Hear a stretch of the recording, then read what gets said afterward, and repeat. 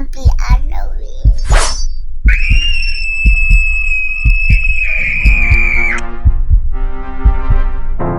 Attention shoppers, have your children gotten their complimentary double feature creatures Little Creature rubber Halloween masks yet? They come in 3 Sixville Mall Theater lore styles: the Cuck, the Twitcher, and Ahab the ACAB. Make sure they have them on at the start of the film. At the Sixville Mall Theater, the clock is ticking. It's almost time.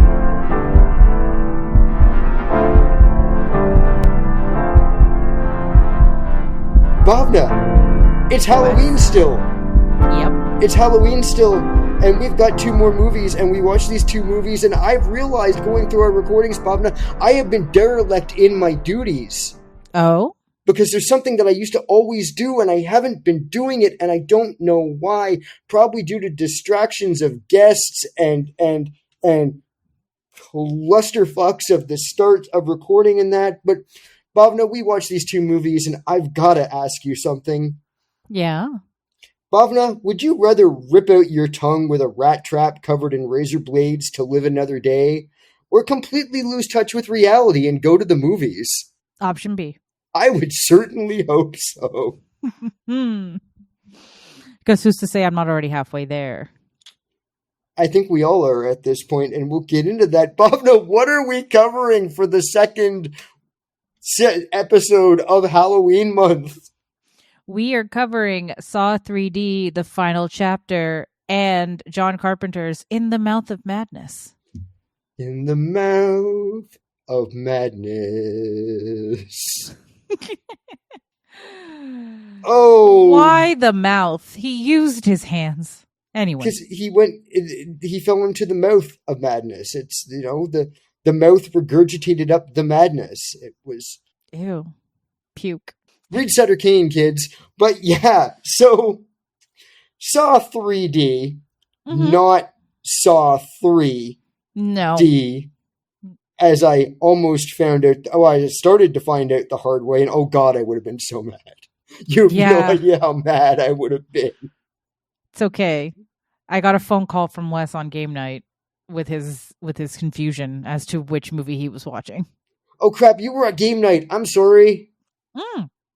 It's fine. We were just eating dinner. You're good. I thought I heard Miss O in the background. I thought you were somewhere else. And yeah, but yeah. So the assignment was to watch Saw 3D.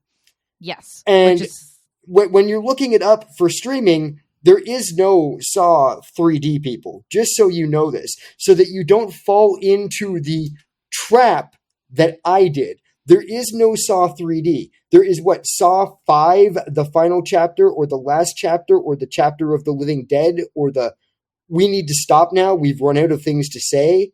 Oh, wait, there will be more.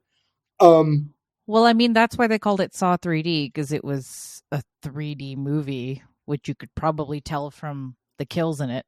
Yeah. And so I started to watch Saw 3. And 3 murders in, something didn't feel right. Only 3 murders in? There's 20 minutes into that movie, you see 3 people brutally die for no reason. No, Wes. There's always a reason. They must have done something shitty. That's how Jigsaw works. I'm not even sure the 3rd one is still Jigsaw. I watched many, many, many, many years ago. When the first one came out on either DVD or VHS, whatever it came out on first. Gotcha, okay. I did watch the first Saw. Yeah. And I remember being fine with it. I mean, it wasn't anything, crazy to me. But, I got, okay, it's kind of an edgy philosophy of, I am going to put you in a situation because you hate your life, and I am going to show you how badly you want to live, which kind of makes actors' choices in this one kind of hilarious. But yeah. I understood the assignment. The Jigsaw character was kind of cool. Mm-hmm. But now we're 5 movies in, and I don't know what happened, and I watched multiple YouTubes explaining the history of this. I thought the movie gave you enough context, but okay. Well, I don't I don't know how we got from Jigsaw to BuzzFeed. Oh, okay. Because this is what actually, well, let's talk about the fact that, first of all, this movie got on the list, as Mirth Madness got on the list, because not only are we doing Halloween movies, if you didn't listen to the last episode, and you should, we're doing Halloween movies filmed in Toronto, or around Toronto, or where it is clearly Toronto. You see Toronto in the movie somehow. Yes. Last time it was Resident Evil Apocalypse and Prom Night. We're doing this now. Mm-hmm. They pretty much open up on a Toronto scene that you have seen in everything from The Expanse to The Boys to all the stuff. I remember the first one being actually pretty darn good. This one, it's ironic it was also filmed in Toronto, because so was The Incredible Hulk. And please call Bruce Banner, because this is a fucking abomination. I will say this right now. The special effects, pretty good. The practical effects, pretty good. I'm not sure what they would have been like in 3D. I'm not sure I would have wanted to watch some of that stuff. It was flying at me. Like brains? Brains, Valley Girl intestines for some reason. Chester Bennington. Chester, we're going to talk about Chester. Yeah. And I have a theory about what happened in this movie. I have a theory about why I don't know what the other couple are like. Like I said, I've seen one. I've seen the first, 20 minutes of Saw 3. Mm-hmm. But I have a theory. Mm-hmm. Because part of the reason I can't believe this movie is this bad is because I've been on set with the director. This one? Yes, this is the same team, the same director and the same team that did Repo the Genetic Opera. Mm-hmm. So I know for a fact this man can get actors to work with him. Yes. Why he didn't call actors for this one, I don't know. I have seen better acting in porn. Oh my God. Well, I mean, from some people, yes. The police detective that they've got is Gibson doing all the detecting is doing the worst Ryan Gosling impression I have seen in my life. Okay. It is like, I know it came out far later, but it is like he is doing a Ryan Gosling circa Blade Runner 2049. Oh my God. But doing it very badly. Whatever filter they're putting on the camera for this one, and I know it's got to be a digital filter that they put on post-production, made so much of it look like Sci-Fi Channel. Yeah. Like I was waiting for a shark to come flying out or something. It just, everything about it, other than the main kill special effects, looked so incredibly cheap to me. I guess they blew their budget on that. What I think, and what I truly believe happened was he made Repo 2 years before this. Yes. Repo had budget problems because famously Paris Hilton, as much as people bash her, and I have too, Paris Hilton was literally throwing Paris Hilton parties in Toronto during the filming to help fund the movie because they kept running out of money. Hey man, Paris is a great lady. Because they kept going over budget. What I think happened, and then Repo did absolutely horrible box office. Yeah. Like, didn't even come close to making the money they gave him back. I think they cut his budget all to shit. Oh, you think they shot him in the foot? I think they shot him in the foot. I think they cut off his balls. I think they put him in the chair.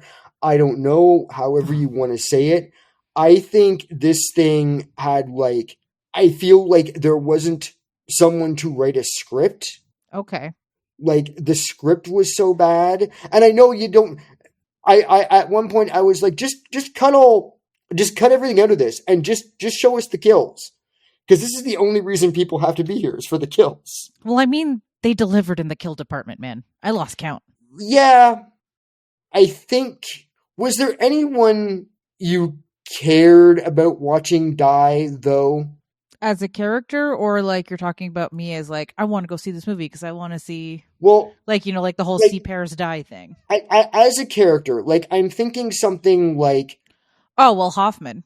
Which one was Hoffman? Hoffman is the guy that's Rogue faking, Police. right? Oh, Rogue Police. Okay. Yeah. See, once again, not knowing that all the like backstory and all that for this, coming in like 5 movies in. So what you need to know is Jigsaw's dead. He had cancer. Yeah, I knew that. He was working with Hoffman to do his stuff. Like, I believe either second movie or third movie, he was using him to help. Right. And then Jigsaw dies. And then his wife was also in on things. I forget what the animosity was in between them, but it doesn't really matter. Just to, like, he needed to go after her. And then as a contingency plan, I mean, this is, you find this out in the movie, and it's the best. That's my favorite part of the movie, to be honest, is when Dr. Gordon, I think his character's name is, but you may know him better as the man that goes, "As you wish," from The Princess Bride. Oh, okay. I've not seen The Princess Bride in so very, very long. Okay, well, he is the swashbuckling, dashing protagonist of that film. And he is the guy that cuts his foot off in the first one, right? Yes. Okay, here is the big question I have right now, because I could not... I watched things again in chunks to try and figure this out, and I watched the ending a second time. Mm-hmm. Was it Detective McDouchebag Rogue Cop? Hoffman, yep. Or, ow, I cut my foot off, now I wear a pig mask, that made the ultimate cuck trap for I'm faking being a Jigsaw victim? Rogue Cop. I do not buy that.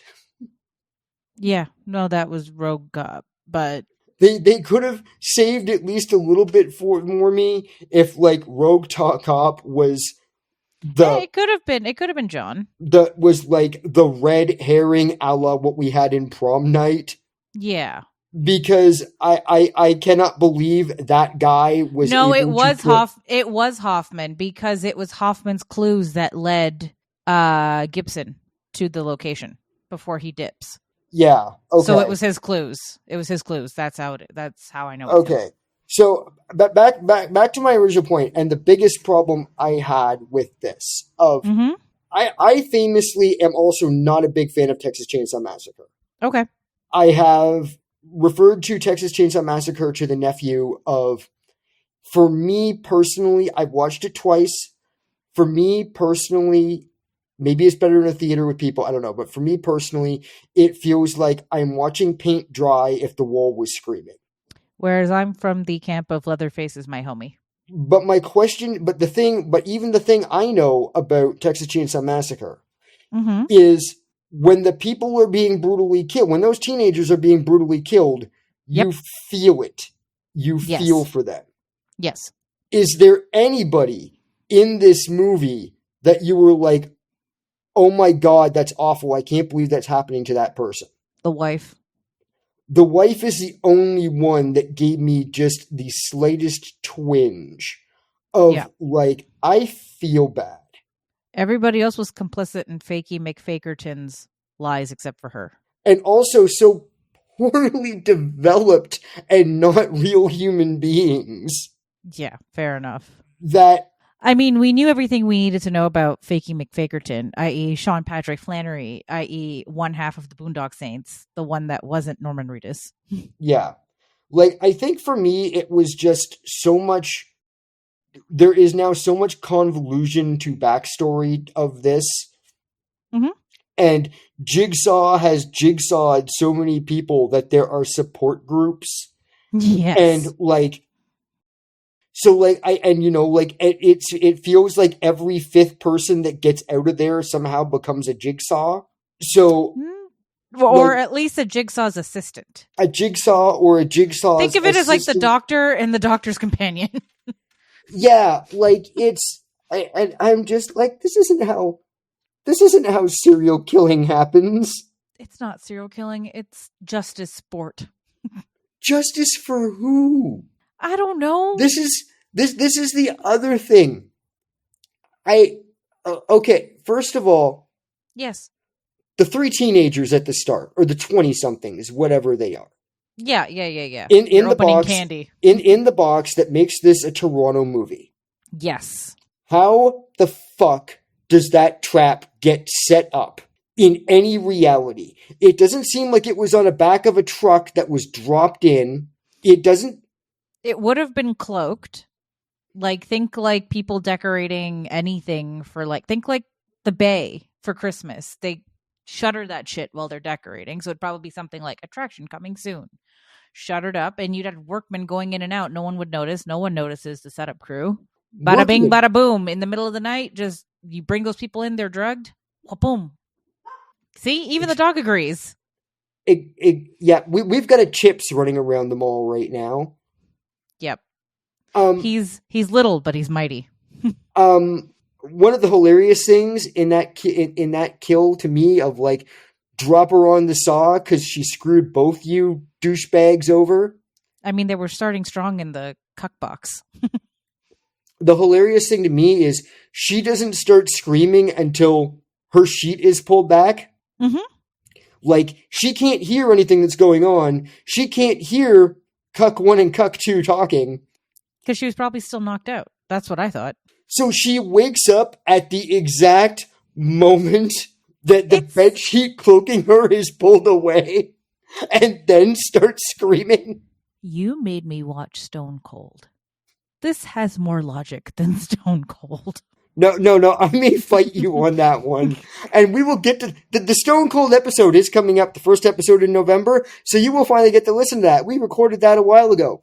But no, I will fight you on most things. Okay? I will not sit here and say that Stone Cold is a good movie. I will not say Stone Cold is a good movie. There was less logic in Romancing the Stone. Okay, yeah. Yeah. And that's not me dissing Romancing the Stone. No, and I think this is the thing. You know how much I can forgive when a movie is well made. Yes, I do. Or, like, I have fun watching it. F1 anybody? Well, yeah, exactly. F1 anybody. F1. Let's watch it now. You can watch it as a palate cleanser. And oh, no, you don't even want to know what I watched as a palate cleanser. Oh, dear. Tell the listeners, what did you watch as a palate cleanser? And I think that's why I'm on this whole thing of, like, feeling for people. I am, unfortunately, at that probably neurodivergent special interest cycle again, where I have the last 2 weeks, and not just because of the date, but the last 2 weeks been watching pretty much every piece of 9/11 footage I can find. Oh dear. Oh no dear. I don't know why. Sometimes it's that. Sometimes it's I'll watch nothing but Ship Sync for a month. I mean, there is something wrong with me. I realize this. I listen to history podcasts, so I mean, yeah, but yeah. So a lot of this movie flabbergasted me. Okay. They don't know how skin works. They don't have to. Let's talk about Chester. Okay. Let's talk about the rap rock icon Linkin Park in the room. You mean one of my favorite bands? No, I enjoy their bands. I enjoyed, especially that album that shit they put out with Jay-Z. It's brilliant. I will never bash on them as musicians. They are the best part of the Transformers franchise for most of it. Agreed.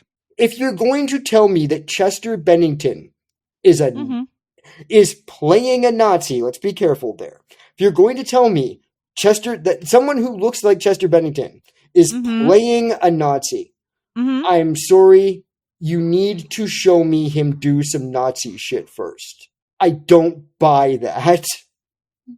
I do not buy his little Nazi girlfriend. I buy the guy that was clearly a beefy skinhead tied to the wall.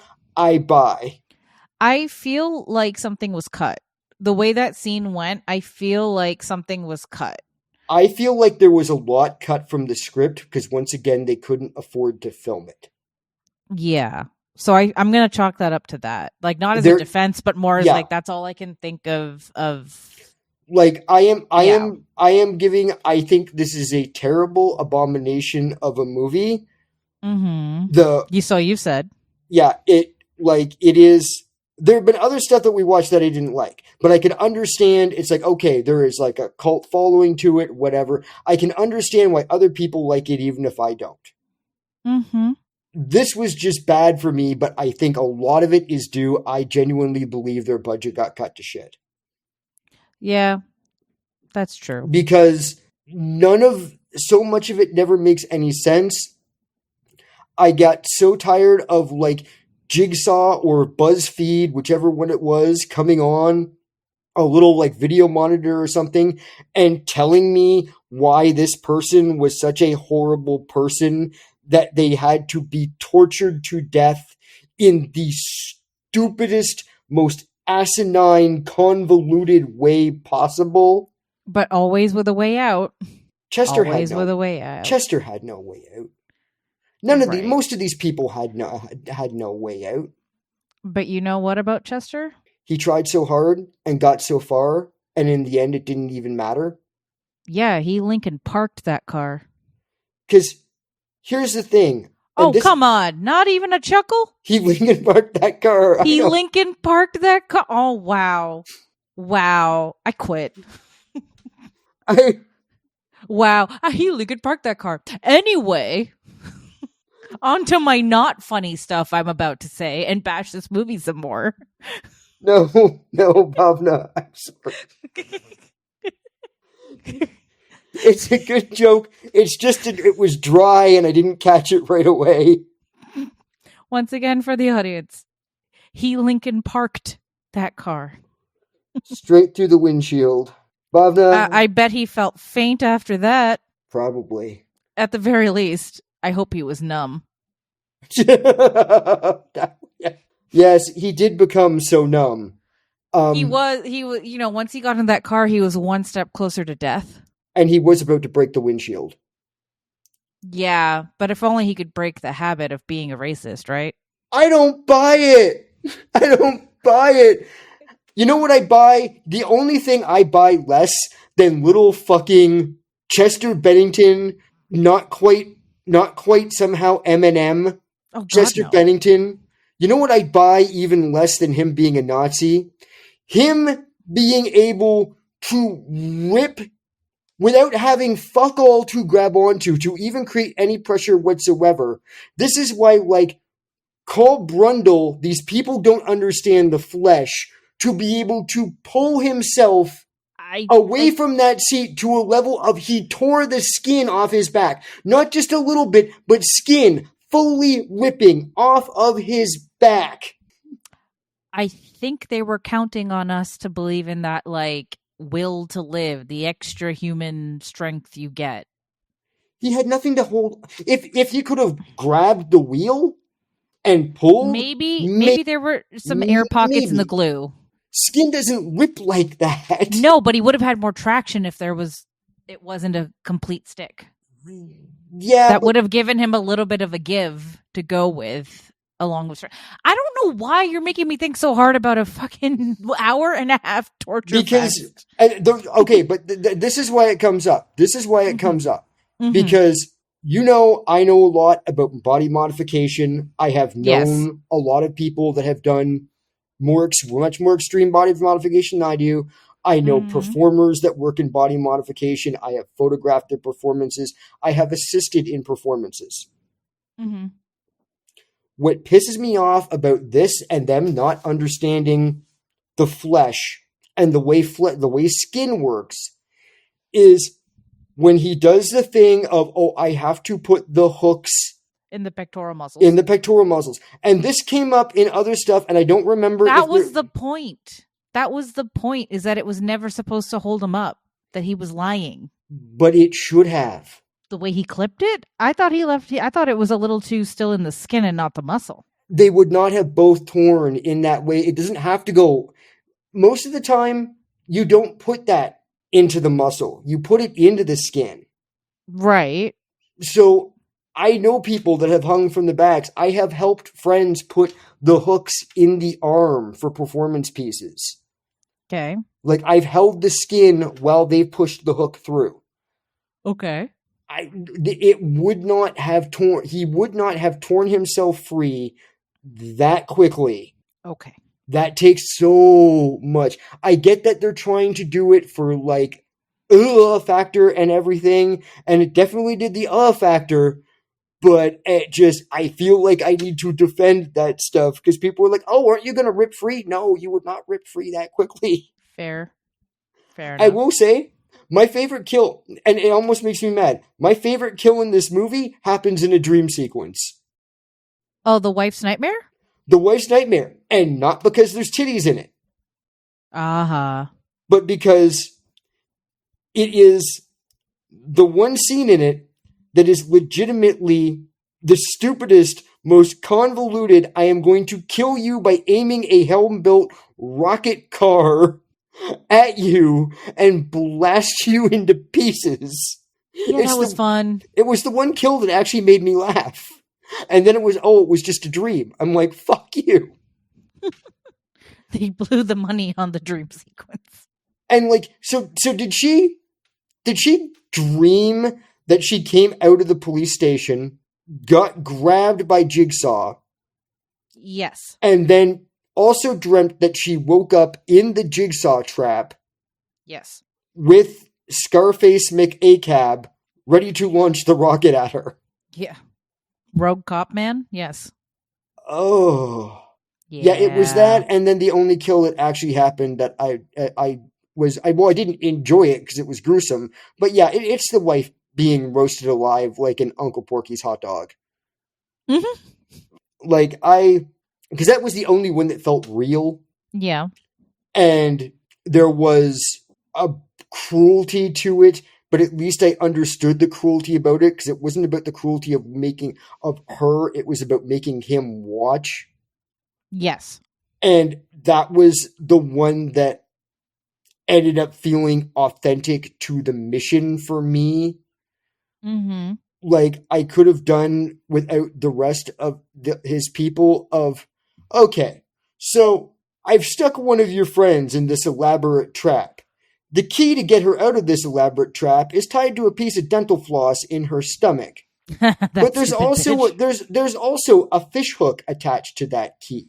So you have to pull the fish hook through the dental floss out of her mouth. Oh, but that's not convoluted enough. So if she screams or makes too much noise, the audio sensors that I have also placed in this room will start moving pieces of metal into her neck. Yeah. Who has time for this, Bhavna? Angry McAcab. Just... Straight white men who have too much time on their hands? How did the car start? How did Chester's car start? What do you mean? It was already running. It was already running? Yeah, because it had to play the tape. Who is starting the tapes? Is all this by remote? Is it on timer? Because ACAB is doing other shit. Again, straight, middle-aged, white men with too much time on their hands and illusions of grandeur. I'm bored as fuck, and I've never done anything like this, Bhavna. Illusions of grandeur. I do not have illusions of grandeur. Not yet. You hurt me. You have delusions. Delusions, yes. Okay, but Bhavna, not illusions of grandeur. Trying to think. Okay, yeah, the 3-person kill. So all the cops are either, and I get that, it is the reality of that, like, all the cops are either stupid, inept, or murderers. I mean, pick a category of cop. The SWAT team gets gassed. The detective gets gunned down. Oh, that was so funny to me, though. That part I did laugh. Every time. Because I'm like, he literally tried so hard and got so far. And in the end, it did not matter because he got gunned down in an abandoned auto body shop. The way Walter White would do it 15 years later. Yeah. At least he was Heisenberg. Oh no, there was no way that guy was Heisenberg. Heisenberg would have been. That's why I said entertaining. at least Heisenberg was Heisenberg. Yeah. So my brain hurts. What's your favorite kill in this, Bhavna? Good question. I really liked the shut the fuck up kill, mostly because at the end when he just goes, "Why couldn't you just shut the fuck up?" Because it was so convoluted, like that just the absurd got me. That, and then also Chester's, just because I'm like, they're all already dead, and then he flies through the window. Like, come on. And oh god, what was it? Oh, and I did love the man cucking himself with his pecs. Yeah, I don't know. I don't know. Like, I could see that storyline being really good. They shoved 4 storylines into this film that's an hour and a half. That's the problem with this movie. That's why things got cut. Yes, I feel like this was supposed to be a 2.5 hour movie, and thank God it wasn't. I feel like a lot of stuff got sacrificed for the kills because it was a 3D film. Yeah, and I feel like that's also what happened. I've been on set with 3D filming, and it's fucking ridiculous. And this was 2010. This was like the height of 3D films. This is when TVs were giving out 3D glasses. Like, and they were trying to do that 3D TV shit. Exactly. So this is at the height of that. So I could totally see, like, a Lionsgate or whoever the fuck being like, we need more 3D. Yeah, because I mean, this was around the time that Resident Evil did it. Mm-hmm. And My Bloody Valentine 3D. Yeah. I think they just were like, just give us the 3D kills and we don't care about anything else. And everything else got sacrificed. Basically. Because it felt like the kills were the only thing put any work into it, where they cared what things looked like. I mean, the screen cleaned up for it. It wasn't the same god-awful filter that was put on everything else. Mm-hmm. And I mean, that filter is also clearly used in Repo. Yeah. Because I was, both on set for Repo and then have now watched that movie far too many times. I don't know, Wes. Were you on set for Repo? Were you in Repo? I am in Repo. I'm in Repo for like 2 seconds, but yes. Wait, Wes, what? You're in Repo? I had no idea you were in Repo. I'm in Repo. Repo, man. Apparently I just chose violence today, guys. Maybe it was just the theme of the film. I have no problem with Bhavna choosing violence. Bhavna can choose violence. It's about time Bhavna chose some violence. I mean, I'm overdue. Anyway, so what death in this movie would you add to? Like, what would you tweak? Just like one thing. And it would have been to make it a perfect kill for you. But you have to take one of the existing kills and only add one element. Okay, I would not necessarily change any of the kills. Okay. Not even to improve one? That's what I'm saying. What would you change in it to make it, like, as closer to perfect for you? About the kills itself and the traps, probably nothing. Because I get that the idea is that these are supposed to be convoluted as fuck. Okay. This is fucking like the serial killer mousetrap. Well, I'm talking more like knowing how skin works in the Chester one. Well, yes, I would not have said, I would have done, I would have maybe, like, instead of gluing his back, I maybe would have done it with fish hooks. Okay. Like, maybe put, like, 300 fish, or, like, staples or something. Like, medical. Or those big, like, they look like giant safety pins. Yeah. Okay. Oh, no. What I would have done I would have had, because this is like, these get convoluted as fuck anyway, I would have had Jigsaw, while he was asleep, cut the skin from his back. Oh, pre-strip him. Reattach it with staples, but then also staple the staples to the upholstery, so that he actually would be capable of ripping himself free. That's diabolical. The issue I have is I do not buy that he could have torn his skin in the way that he tore. Maybe if he had hours, but I don't buy it. disbelief was not suspended. Yeah, it was too hard for me to suspend my disbelief. Fair. The big thing I would change to pretty much all of these kills isn't the kills itself or the way they're done. I would have even like a minute and a half with these people before they got grabbed by Jigsaw, where you see what the fuck they were doing in the world. You know, I would have Chester there talk badly to an Asian grocer or something, or just anything other than just, oh yeah, by the way, you're a Nazi. You're going to die like a Nazi. That where it's not the worst one for me, is it? Because even like Faker Boy's, all Faker Boy's friends, other than the wife, they're all in on it. They know he's fucking lying through his teeth. So they're like, you know, taking out the congressman's people before you take out the congressman. But take the threesome at the start. Right.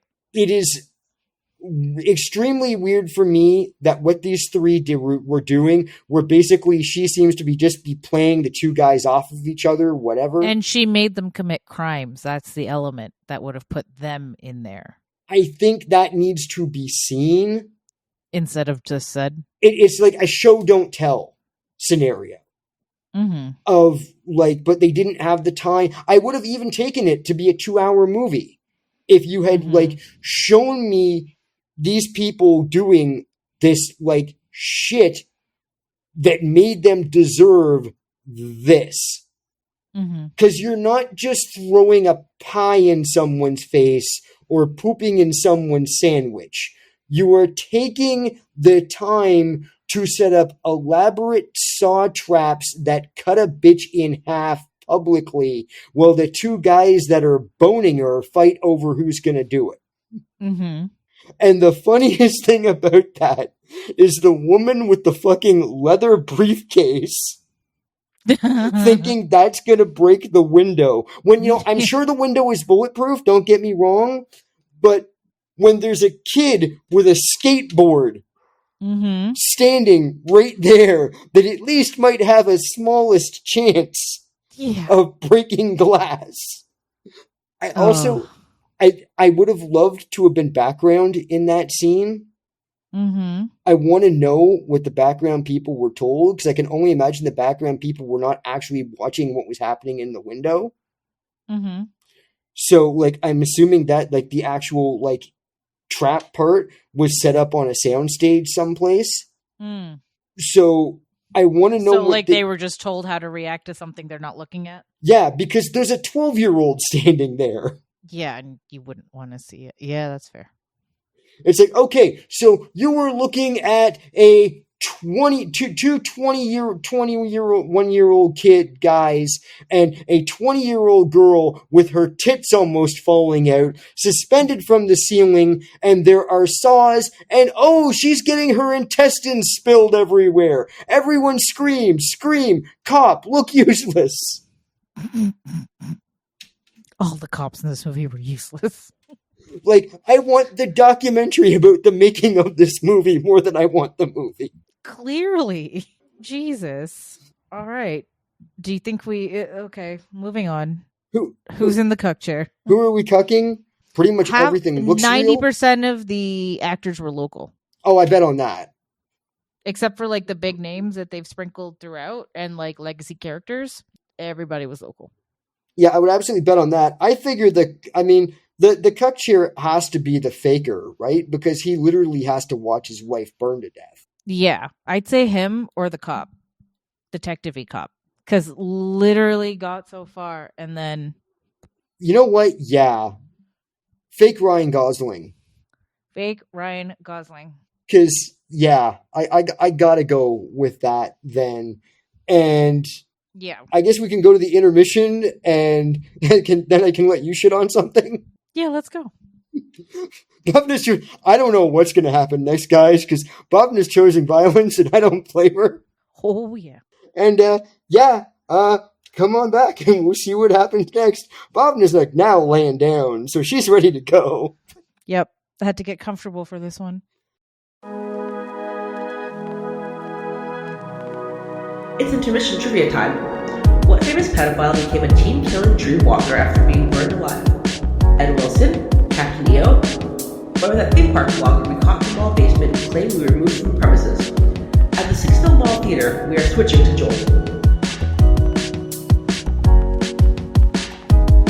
And we're back. And we're back with John Carpenter's In the Mouth of Madness. Oh boy, I am looking forward to this because I have opened up the gates of the mouth. the mouth of madness. Poor Sam Neill. Poor Sam Neill. Yeah, you texted me that, and I wasn't entirely sure what you meant. But he literally got driven insane. Oh, okay. I thought you were like, poor Sam Neill. I can't believe he got trapped in this movie. No, I meant his character. Yeah.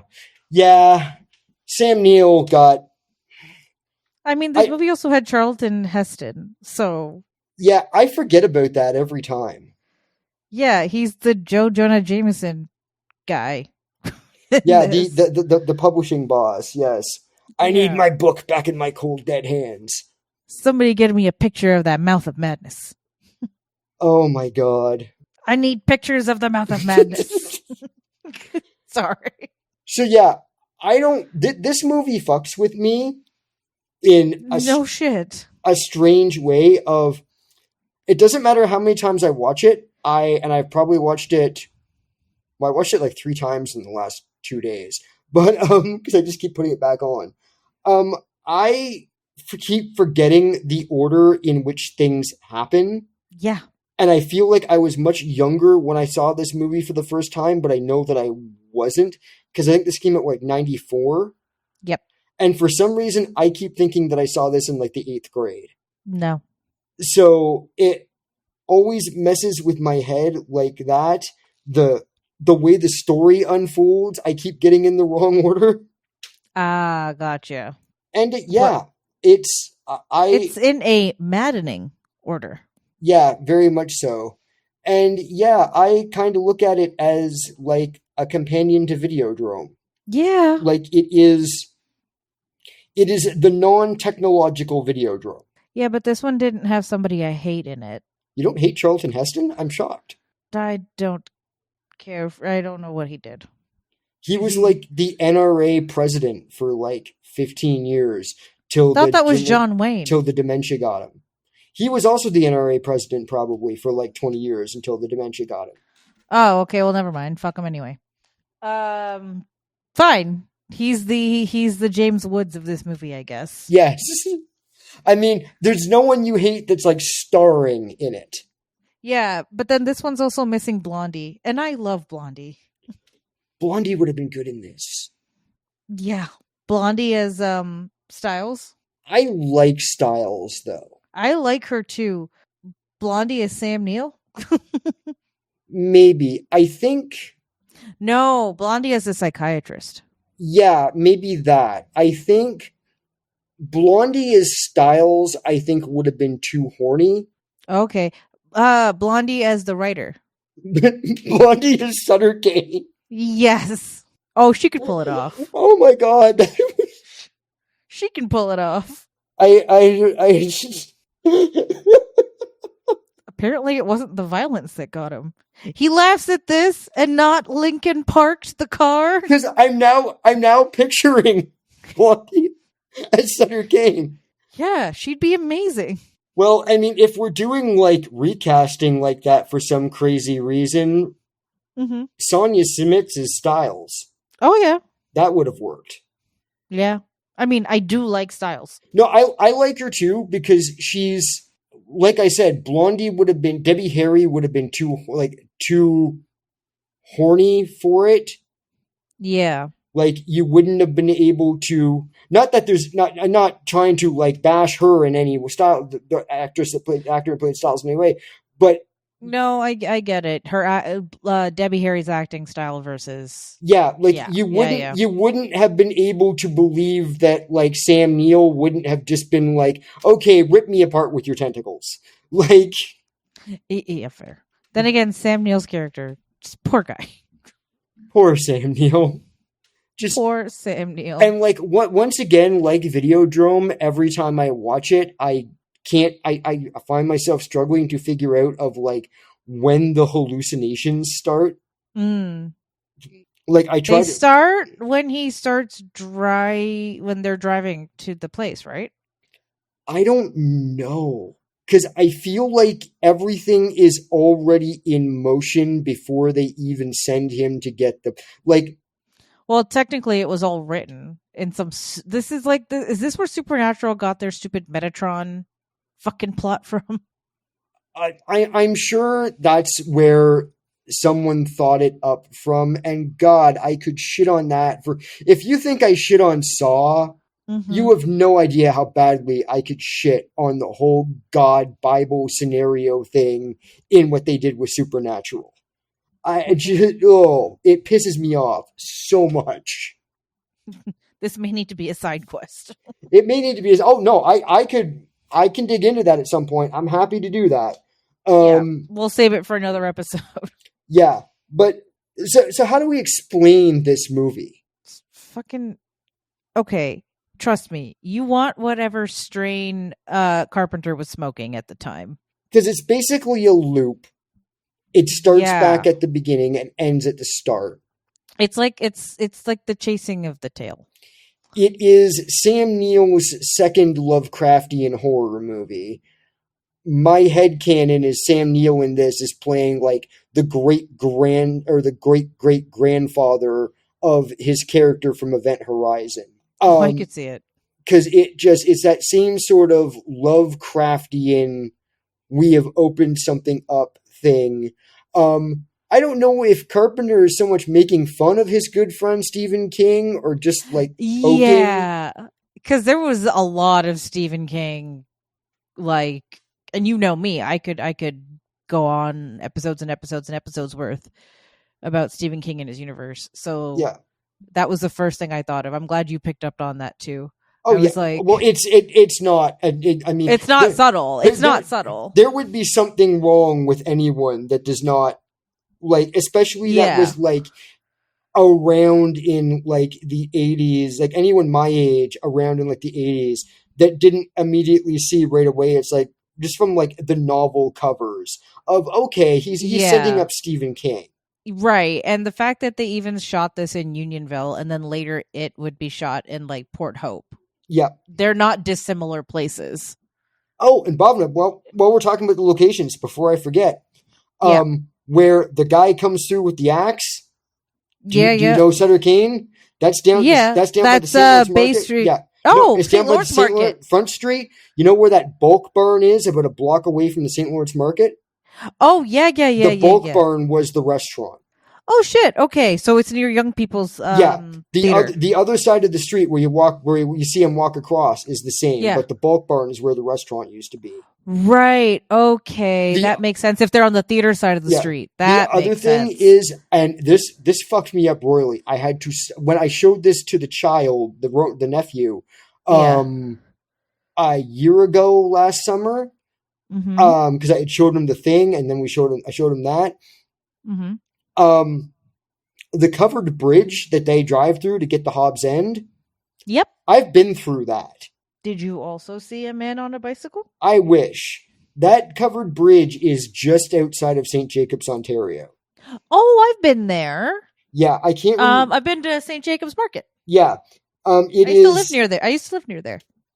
Yeah, what is it? It's the West Montrose Bridge. Oh, okay. No, I've been through the covered bridge there. The little boy on the bicycle is Hayden Christensen. Oh, shit. Baby Anakin Skywalker. Really? It's really like his first role.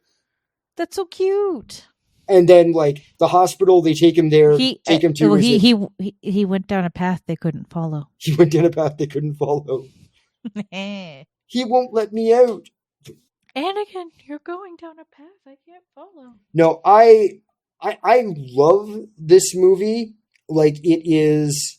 I think it's his best movie next to the Carpenter's best movie next to The Thing. Damn, wild take, but okay. Yeah, no, it's like The Thing and then Mouth of Madness for me. Okay. Just like as far as Carpenter's stuff.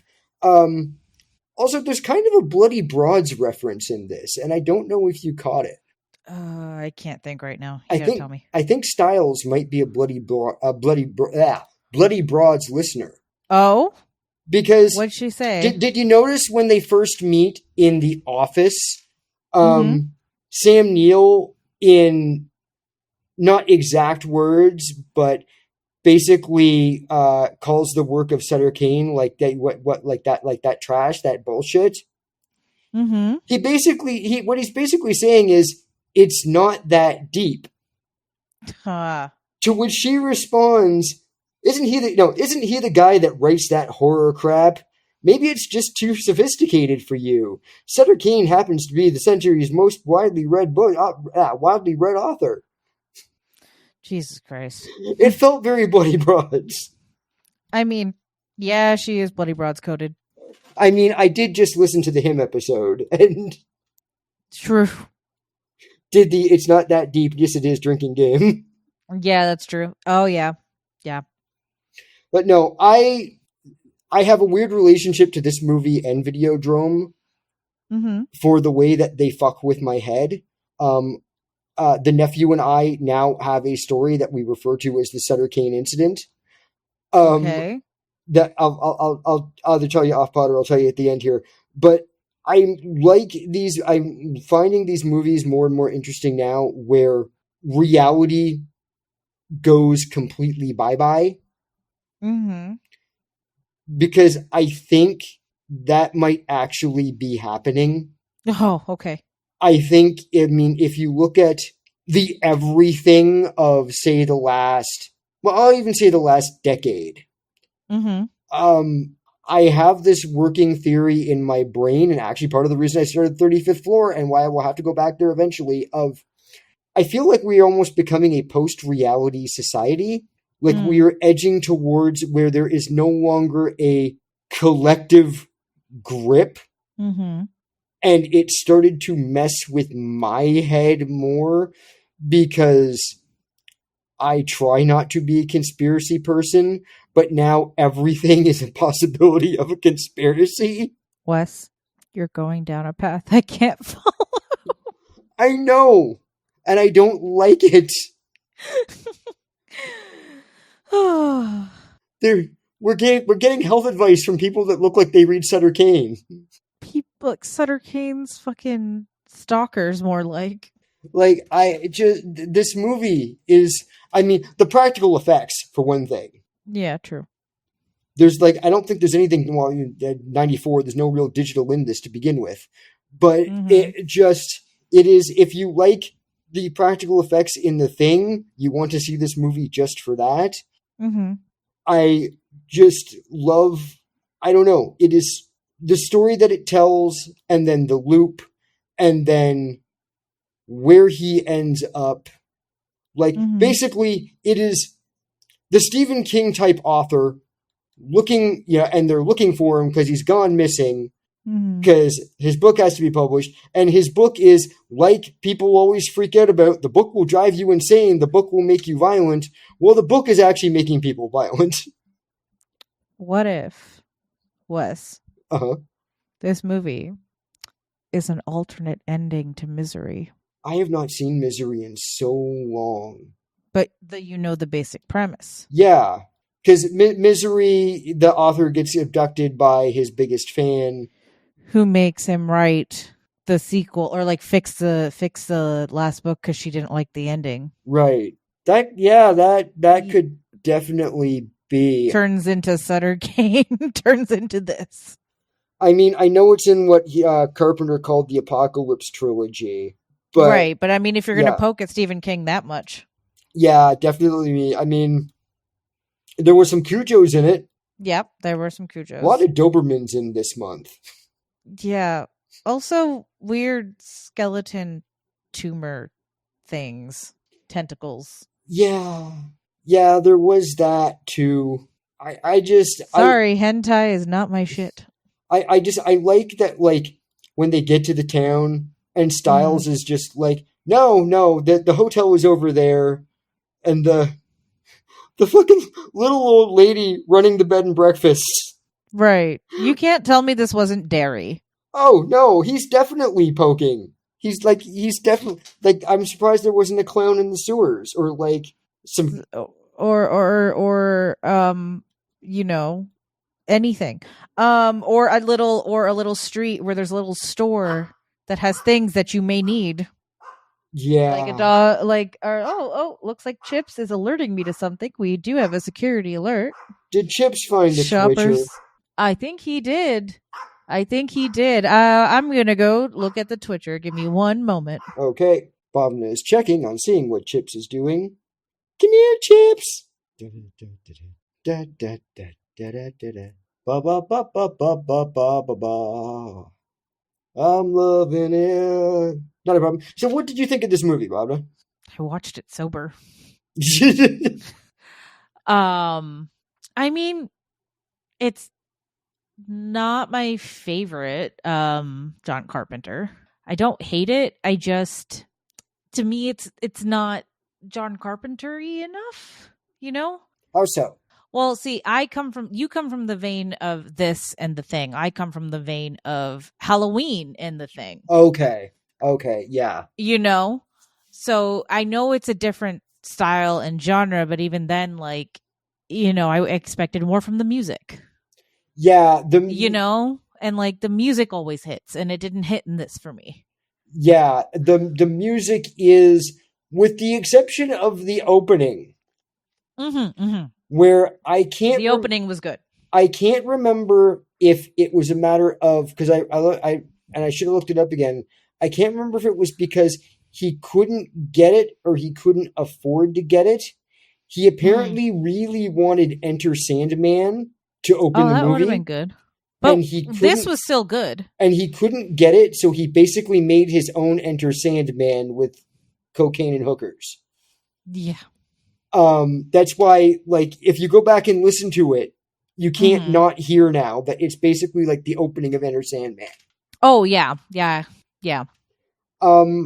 I like it, but I think it's probably more due to the subject matter than who made it. Yeah, that's like, fair. I also am not Lovecraft is very hit and miss for me. Like, obviously, as a human, he's a complete miss. But like that style of horror is very like, it's like a 50-50. I like half of it. I don't like half of it. So like this just landed on the half that isn't really for me. Yeah. And I think that's where like it kind of landed different for me. I'm not big on Lovecraftian horror either. And it kind of, for some reason, this one and Event Horizon are the ones where that kind of Lovecraftian horror really hit me. That, and I think a lot of people would argue Danny Boyle's Sunshine is the same deal. Oh, yeah. 100%. Where it's that sort of... See, and I liked Sunshine. Yeah. Oh, I love Sunshine. Yeah. That's going to be on the list at some point. But yes, yeah, absolutely. I think for me, it is also kind of like with this and with Videodrome of... I did kind of start to lose my mind at one point. So I think on some level, like when I first moved to Toronto, my anxiety got real bad. You know how like big things can like trigger shit to get out of hand. I had probably already been going downhill before that. But this just sealed the deal. And then the move and everything, and I was going a little bit Sam Neill at points of like, not so much like outright hallucinating, but not necessarily seeing things right. And so I think that kind of gets me with this. I think once again, I like the idea of like almost the Lovecraftian version of the zombie apocalypse. Right, because they also do call it an infection. Yeah, well, because they don't know what's going on. And what I like about it is, I'm not sure how much you listened to, like, the people talking on the radio and the TV in this. Yeah. But I really think there's, like, a Ramiro homage there. Oh, because a lot of it is, there's one, I think it is, when he's walking to the theater at the end, when he gets out of the asylum. Also, the Eglinton Theater. Yes. there's one that goes off that is very much like straight out of Night of the Living Dead with just some words changed. Man, we really have to bump up Shaun of the Dead on the roster. Oh, we'll do that. We'll figure out. We'll work that out. See if you can get a guest for that one, and we'll like bump it up. Excellent. I want more guests in the new year for this. So excellent. I think it's more fun when there's more people to bounce off of. But I don't know. I think it may just be more of a personal connection to me and the living in the city thing, and that every once in a while seeing shit. Yeah. That like I said, the nephew and I have what we now refer to as the Sutter Kane incident of your birthday last March. Oh shit! My birthday. We went to your birthday party. Yeah. We came back to Union Station. Yeah. And I was like, screw it. Let's not pay the money for the Uber. Let's just take the Bloor line. Yeah. So we're on the Bloor line about 12:30 at night. And there's this guy, and I am not making fun of this man. I do not make fun of the unhoused. But I am just going to describe this because this was someone that was very far gone. We get on the Bloor train at, I can't remember what's at, whatever, it doesn't matter. We get on the Blue train, we're heading the Bloor line, and it's just a straight shot up Bloor for those that don't know. And there's not a lot of people on the train, and there's like only two other people in our car, and one of them about halfway in like the middle of the car, we're on like the one end, and the middle of the car, there's a guy sleeping across the benches. And he's got long hair, long beard. He's all in black, and he's got like a piece of black fabric tied over his face. Not like a medical mask, not like a bandana, but like just a piece of torn fabric pulled over his face. And looks like he's asleep, so I'm just, keeping an eye, whatever, but I'm not too concerned about it. Clearly very homeless man. Okay. But he starts to move at one point, and I'm watching him, and then I look over at the kid, the nephew that's watching it, and he's also watching him. And the guy's bundled up in his coat, and you can see there's something moving on his back. Ugh. And I can't figure out what is going on.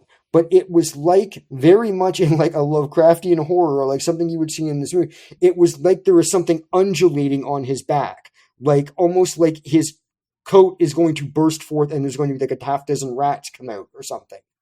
I'm not a baby, I'm a tumor. And I'm looking at this guy, and I casually look over at the kid, and the nephew is also looking at this guy now. And I look at him like, are you seeing this? Because I'm genuinely not sure. Because I, have done some mushrooms in my life and, have had some issues in the past. I'm like, are you seeing this? He's like, yeah, I'm seeing this. And he sits up and his back is still undulating. And for a moment, I think he's only got one arm. But what he's doing is he's working, what the undulating thing was, he's like slid one of his arms out of the arm of his coat. Oh. And he's no, we're not done. He's forcing his arm back in, and I can't figure out why he's having so much trouble getting his arm through. And he's still got the fabric tied over his face and the long gray hair. You can't make out much about him. Like, this guy is looking positively apocalyptic at this point. He finally forces his hand through the sleeve in his coat. And I swear to God, I don't know what had happened to this poor man. But the look of horror on both my face and the kid's face, his hand slides out, and it was like he had his hand severely broken. Ooh. In a way which his fingers went in all different directions to the point it looked like he had extra joints. Ew. And that combined with everything else, it was just like getting off the subway. By the time that happened, it was like our stop. We got off, and like we were both like, no, you saw that, right? Yeah. Like, you saw that. I would need confirmation too, because what the fuck? It was probably the most fucked up thing I have seen in the city. Short of one... And it was last year. Oh my god. Short of one dude once many years ago that I saw at Queen and Spadina that might have been a legitimate zombie. Mm-hmm. And one woman that I saw pouring bleach into open sores on her leg. As one does. It was like 2 years before I could smell bleach and not want to throw up. Ugh. Because I went by her and I could, like, I'm like, oh, okay, gotta go. Yeah, bye. But yeah, so I'm used, like, I don't know. I think that's like sort of the connection I have to this, or maybe it's the safe version of that. Mm-hmm. I'm a big fan of Videodrome, and it gives me that Videodrome vibe as well. Mm-hmm. I'm not sure who I would put in the cuck chair for it. I mean, Sam Neill. Because Sam Neill is literally forced to watch. Literally, all of this is against his will. And like, it's basically poor Sam Neill. If you haven't seen it, it's slowly driven insane. He is the skeptic. Yeah.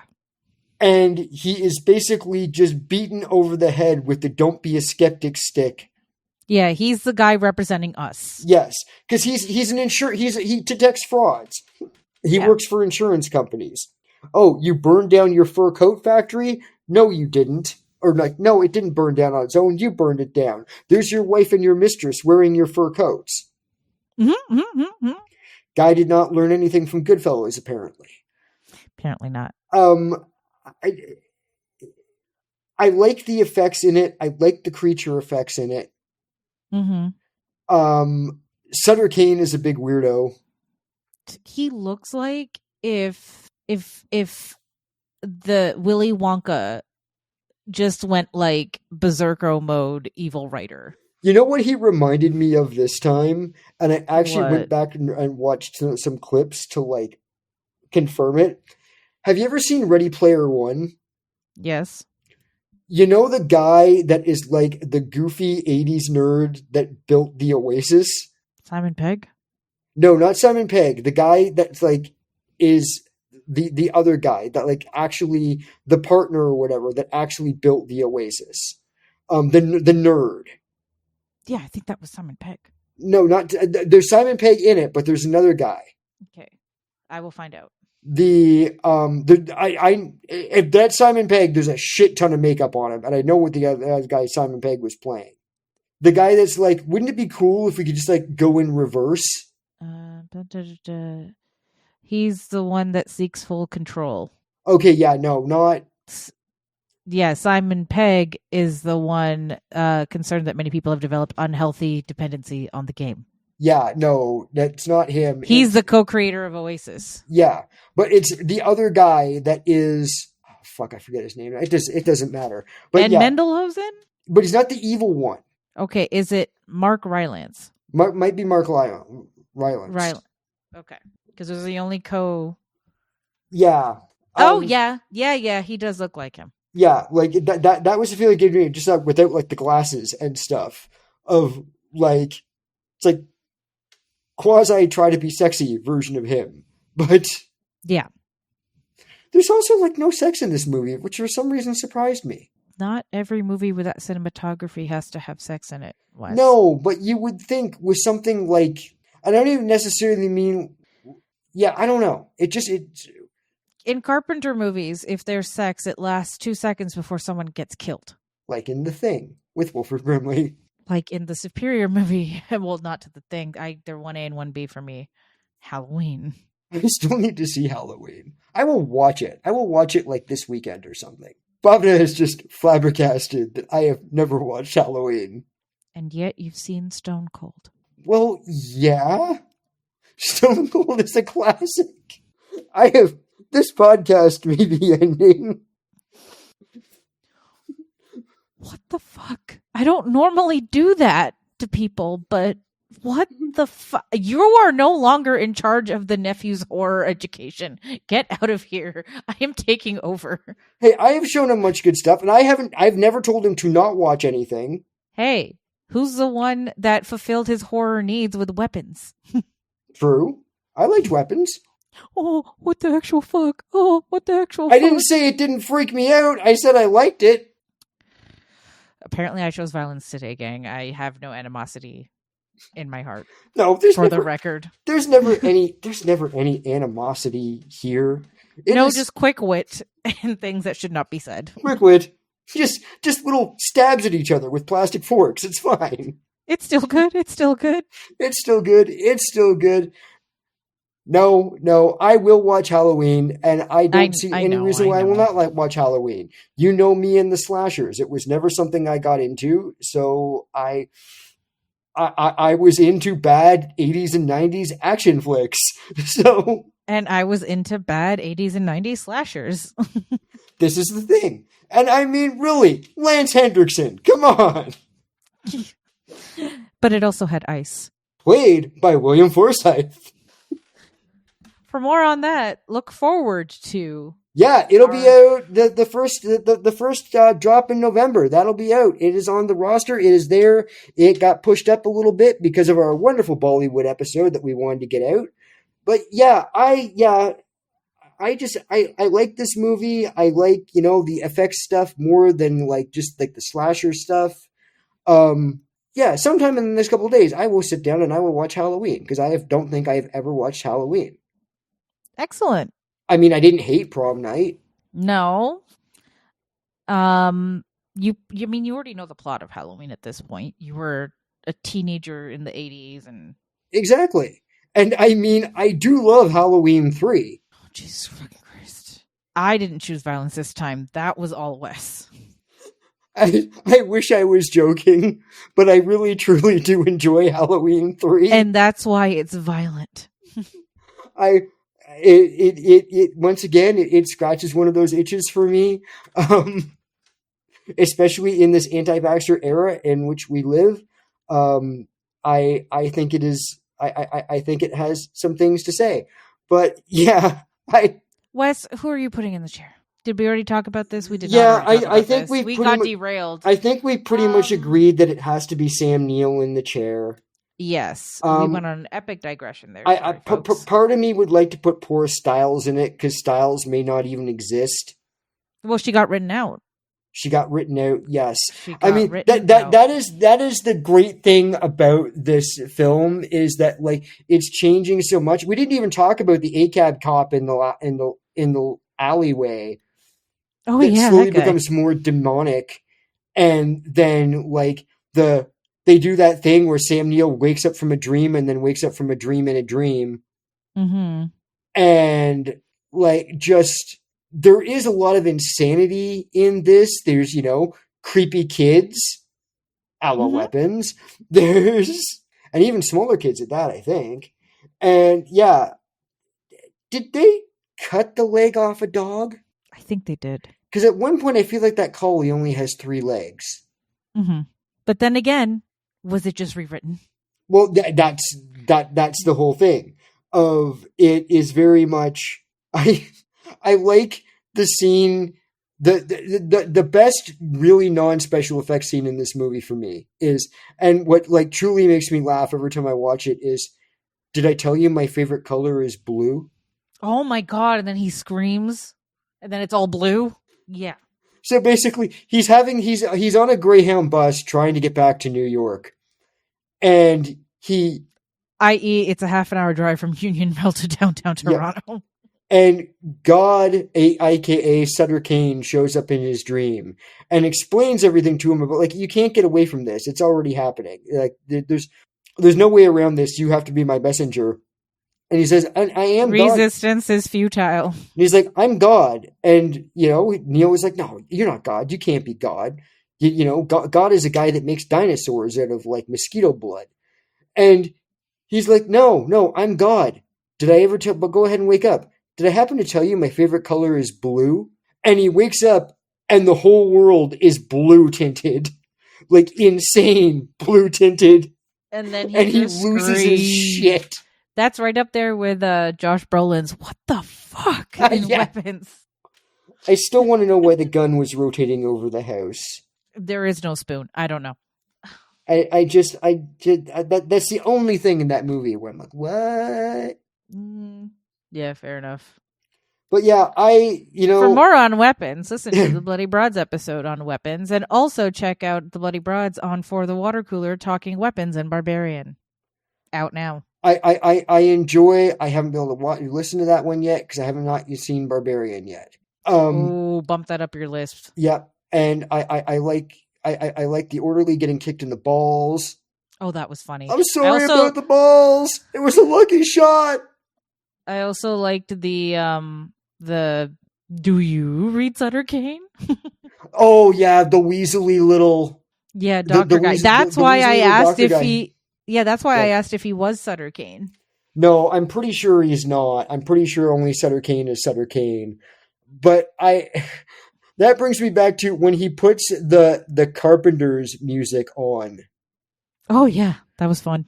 Like I said, I have been back on like my World Trade Center insane dive lately. And one of the things that has come up is the World Trade Center used to have its own special Muzak soundtrack. Okay. And it didn't stop playing until after the first tower fell. Jesus. So there's footage of one guy that managed to like sneak past to like record what was going on, and he's going through the courtyard between the two towers, and there's stuff falling and stuff falling and stuff on the ground. And this Muzak soundtrack is playing, and it's a song called like Always a Lady or something, but it is the most haunting fucking thing because it is pure apocalypse. And this playing in the like fucking elevator music playing in the background. Right. So like when the Carpenters, when he puts the Carpenters on in the fucking mental institution, I'm just like, oh God. Okay. And if any of you listeners are still here, I would equate that to kind of like not the same thing, like definitely not the same effect, but in the same vein of things, like when Jordan Peele on his films will take a popular song and slow it down to sound sinister. Yeah. Like that's like the opposite of like where you have the chaos and then it's like, no, now you have the music. Yeah. I liken it to one of my other fascinations, the fascination of like when I was younger of the Titanic disaster. I mean, which child didn't go through that? It is very much for me the band playing on. Oh yeah. Whether that actually happened or not. It's very much that of the nearer my God to thee situation. Yeah. But yeah, I like this movie because it is Sam Neill losing touch with reality, or is the world losing touch with reality? Mm-hmm. Like Styles literally says to him, like, where was it? Oh, damn it. Where is like, reality is just what we tell each other it is. Sane and insane could easily switch places. If the insane were to become the majority, you'd find yourself locked up in a padded cell wondering what happened to the world. And look around, people. Look around. Go on TikTok. Go on the news. Look anywhere. Sutter Kane is running shit. And hi to the remaining probably two of you. That can't be true, Bhavna. Oh, sorry, 3. We're including the Twitcher. And Chips. And Chips, 4. Whose ears keep perking up every time I say Chips, because that is not his name. But Bhavna, any final thoughts? I mean, I would pair this up with Videodrome, not to pull a Bloody Broads moment, but no, if your brain can handle it back to back. That was before we decided to do the whole Toronto filming thing. That was actually my plan, was to eventually do a Videodrome Mouth of Madness double feature. Oh, we'll see. I caught on to the vibe then. But they're also so much the same movie that I also thought that might end up being boring. But fair enough. Where did that come from? I think that's all for these 2 films. Yeah, that's it. We're going to make some changes. So for like all our links and stuff, I'll let Bhavna tell her links, and then like I'll just stick my stuff down below because we're going to make some changes to some stuff. But Mhm. yeah, we're working on some new stuff. We're working on stuff for Patreon. We're working for all this stuff. We're rebranding to Sixville Mall Entertainment because we're not just going to be double feature creature stuff. We're going to get other stuff coming out. Yep. But And- don't worry, we are still double feature creatures. Oh, we'll yeah. just have a different. We're just going to make some switcheroos. Yep. Don't worry about it. You're still going to be getting 2 double feature creature episodes a month and some more stuff and hopefully some more guests because I realize I like we will guests. definitely Guests are have nice. some more guests. And yeah, hopefully one more main channel bonus episode this month. We're just working on logistics with a very special guest. Mm-hmm. And a very special announcement from Bhavna with that very special guest. Absolutely. So we will get that knocked out one way or the other. We are bound and determined. And for the 4 people plus a dog and a Twitcher still listening, there's got to be 4 of you, right? There's got to be more than 4 of you. Don't let his dreams be dreams, people. Let there be 4 of you. If there's only 4 of you, I want you to clone yourselves. I want you to get separate listening devices. And I want you to all to start listening. And All the finally, to our clones. last listener, we wish you a very good night. And until next time, I'm very, very sorry about the balls. good night, folks. Bye! Sorry. Can you say Happy Halloween? Happy Halloween. Can you say trick or treat? That's There you go.